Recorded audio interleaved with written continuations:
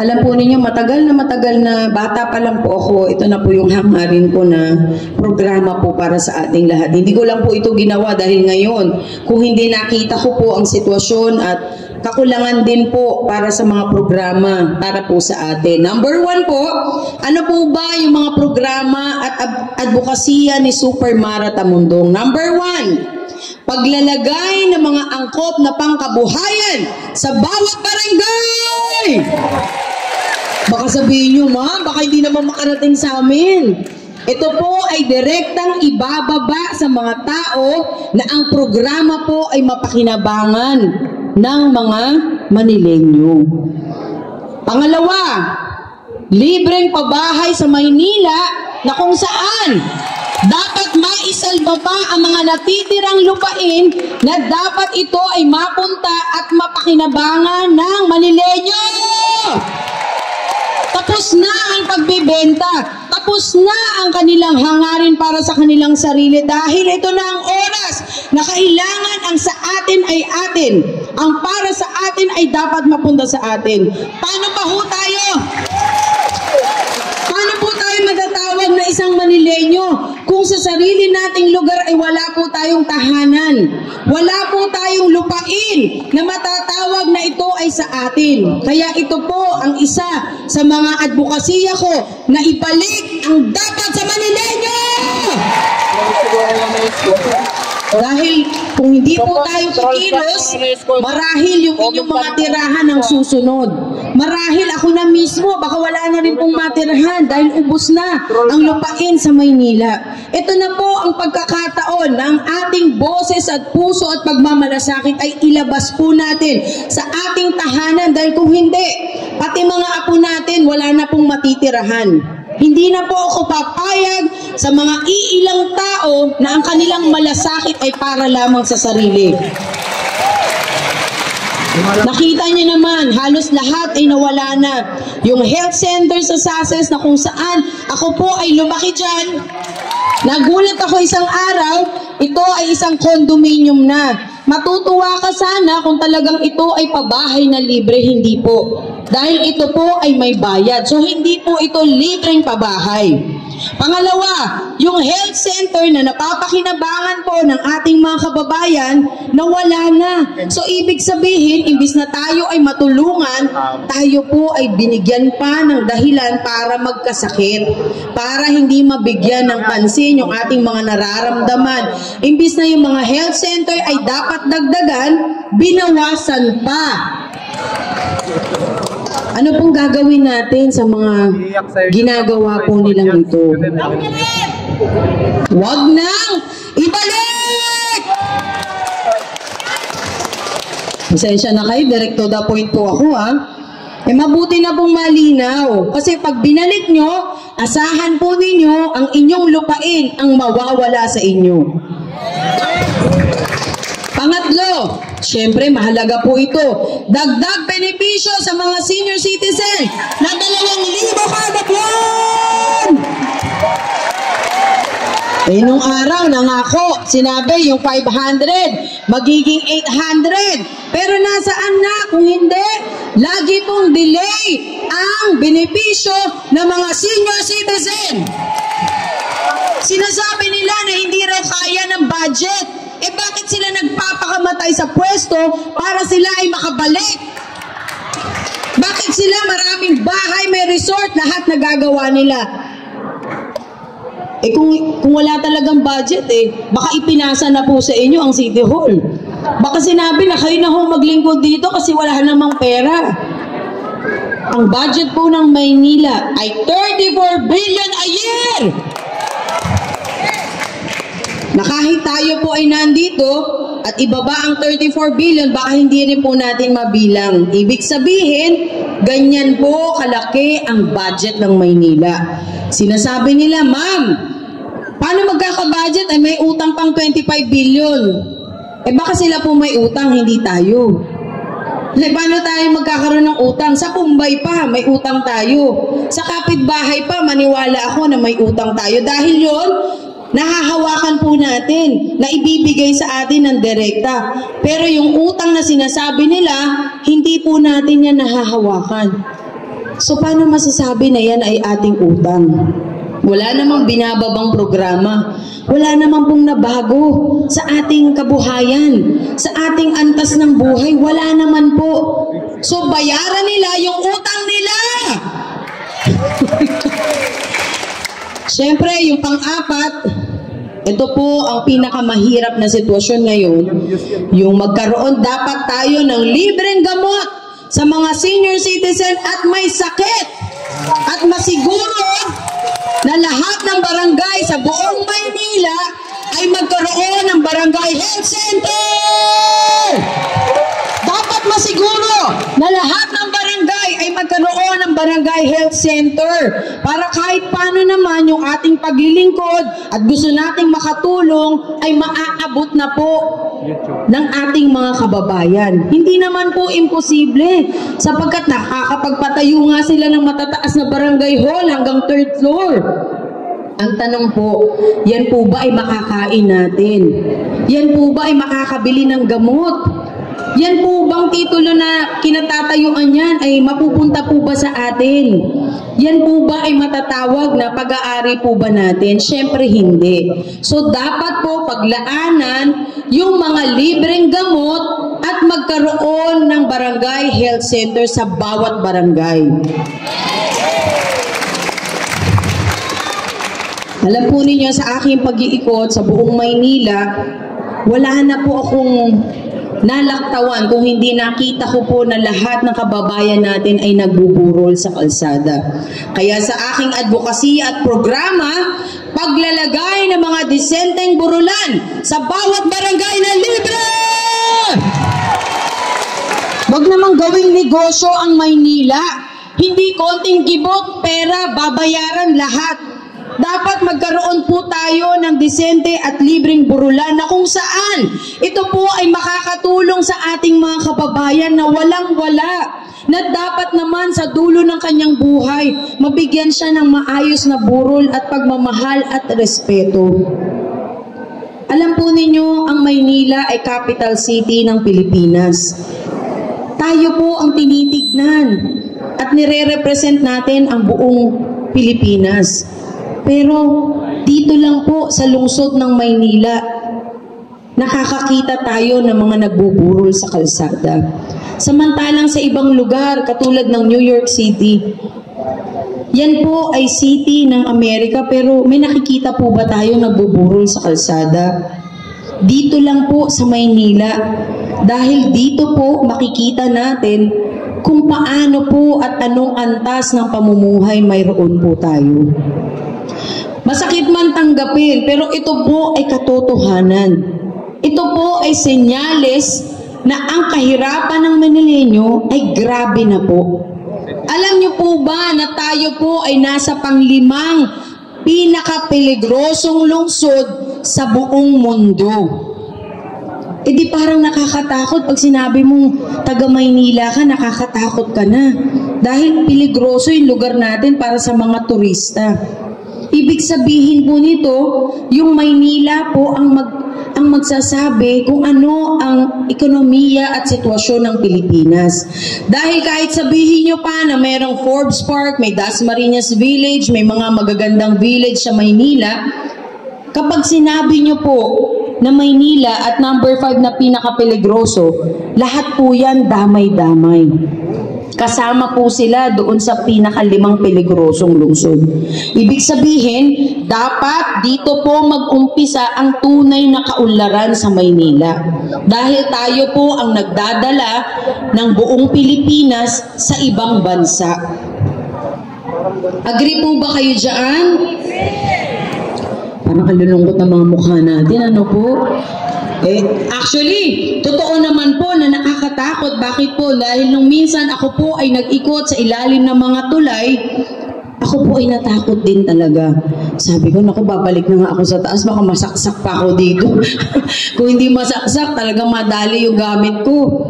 Ibig sabihin, kung ako nga po mismo na Manileño na, natakot pa po ako. What more pa, yung mga turista talaga na dumadayo lang po dito sa ating lugar.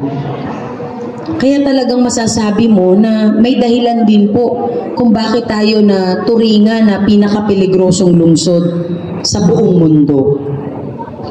Siyempre, yung number 6, ito para sa mga mag-aaral po. Pagbibigay ng financial allowances para sa mga scholars! Ito po ang magbibigay udyok para sa ating mga mag-aaral na sila po ay mag-aral mabuti. Na ang kanilang edukasyon ang pinakamahalaga na maibibigay po ng isang magulang. Ito rin po ang hangarin ng magulang para sa kanyang anak. Sa kabila po ng kahirapan, nais din po natin na makita ang ating mga anak na nakagraduate, na mayroong pinag-aralan. Dahil yan din po ang magbibigay sa atin ng panatag na loob na kakayanin po nila ang pagsubok ng buhay. Ang pang-7 po, ang paglalaan ng mga makabagong programa na makakatulong para sa mga pampublikong eskwelahan at pampublikong ospital para sa tunay na pag-unlad ng syudad ng Maynila. Aba, syempre, dapat naman po lahat ng mga public schools, public hospitals ay matutukan po ng magandang programa, mababaan ng mga makabagong kagamitan na ito po ay magagamit sa pag-aaral ng mga estudyante at magagamit po sa ospital para makatulong po sa mga may sakit. Dapat naman po bigyan natin ito ng atensyon dahil malaking bagay po ito para sa mga katulad po nating Manilenyo na nagsisiksika na nga tayo, pagkailangan pa natin ng medical assistance, wala pa ho tayong makuha. Kaya isa po sa mga programa ko na matutukan po ang mga eskwelahan na sila po ay matulungan sa kanilang mga pangangailangan, lalo na rin po ang mga ospital na pinupuntahan natin kapag mayroong may sakit sa pamilya. Number 8, sabi nila ma'am, number 8 na yan libreng wifi para sa mga mag-aaral dahil ito po ay malaking bagay sa ating mga magulang na yung gagastusin po nila na 20 pesos everyday, 30 pesos, 50 pesos, 100, 300. Kung ito po ay hindi nyo na magagastos at ilalaan nyo sa pangkain o sa anumang bagay na mas mahalaga, makakatipid pa rin po ang ating mga magulang. At the same time po, ang mga mag-aaral, hindi na po lalabas ng bahay para magpaalam, mami, daddy, nanay, computer lang ako, wala tayong internet. Sila po ay magkakaroon ng kanilang paraan para ang kanilang pag-aaral ay lalo pang lumawak. Ito naman po para sa ating mga barangay officials. Dagdag benepisyo para sa mga barangay officials kasama ang mga tanod! Palagi na lang natin napapabayaan yung mga tanod natin na nakikita natin na siyang unang pumapayat, nagkakasakit. Dahil sa pag-iikot ko po sa mga barangay, kadalasan na may lumalapit po sa akin, akala ko may sakit, manghihingi po ng solicitation. Yun pala, ma'am, tanod po ako dito. Wala silang insurance at the same time walang pangkain. Kaya isa po yan sa aking mga programa na mabigyan po sila ng allowance. Na mayroon silang pambiling pagkain, pambili ng bitamina, meron silang panggalaw. At syempre, kapag nangyari po yan, siguradong makikisig na mga tanod ang inyong makikita sa inyong mga barangay. Syempre, ang pang-10, para sa mga ex-chairman at ex-kagawad, yung mga naglingkod sa kanilang barangay na nagretiro na, dapat sila po ay mabigyan ng item na sila pa ay magkaroon ng pangkabuhayan. Di po ba? Agree kayo? Bakit po? Dahil unang-una sa lahat, yung paglilingkod na ibinigay nila sa inyong barangay ay hindi rin po matatawaran. Yung oras at lakas na inubos nila ay hindi po matatawaran. Yung araw-araw na sila po ay humaharap sa inyong mga kabarangay, yan po ay hindi biro. Halos hindi na maliligo. Halos hindi nakakain sa oras para makapaglingkod lamang. At lahat ng mura inaabot pa. Lahat ng away. Pati sila nagagamit pa sa politika. Kay Mara Tamundong, walang politika pagdating sa programa. Lahat dapat pantay-pantay. Ilang pasasalamat at pagkilala sa mga taong naglingkod po sa ating mga barangay. Palakpakan naman natin!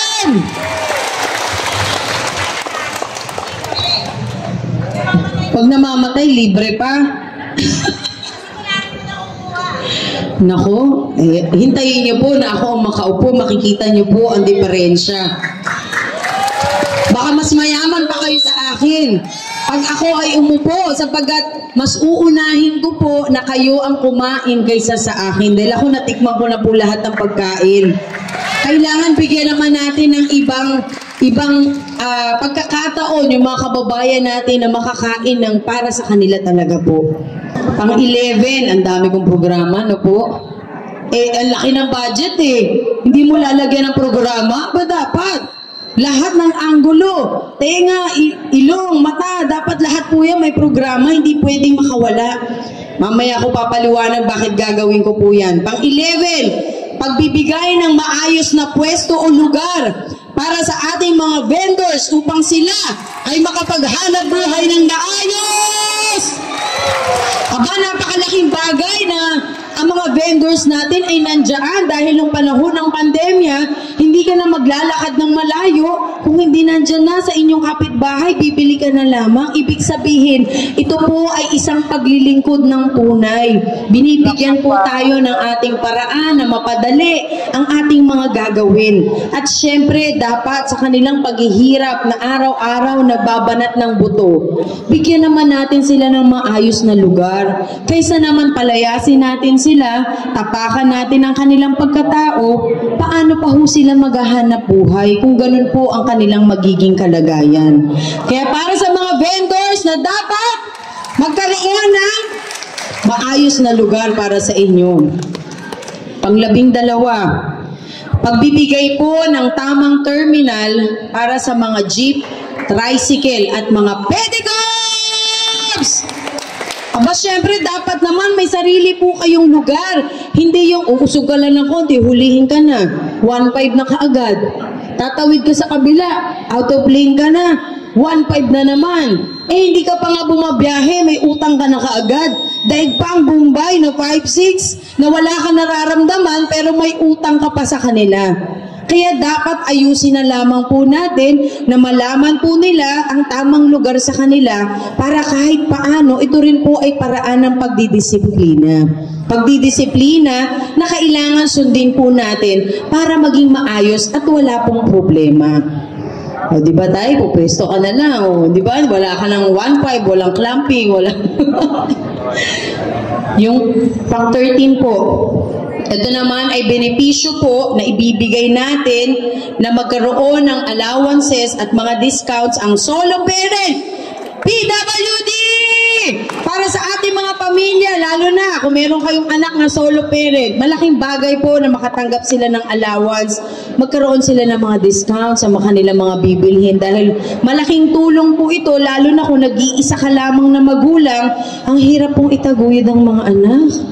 Para kang may boyfriend na 10, ang sakit sa ulo. Sabay-sabay ang baon, sabay-sabay ihahatid sundo. Ang utang sabay-sabay din na hindi mo na malaman paano babayaran. At least dito po sa ganitong paraan, mabigyan po natin sila ng medyo kaginhawaan na makakatulong po para sa kanila. Okay ba sa inyo yon? Sabi mo, hindi naman kami solo parent Sino ba yung mga solo parent dito? Huwag na kayong mahiya. Ano naman kung solo parent, ibig sabihin dapat proud kayo sapagkat mahirap maging solo parent. Alam po ninyo, mas maigi yung solo parent, joke lang. Walang stress.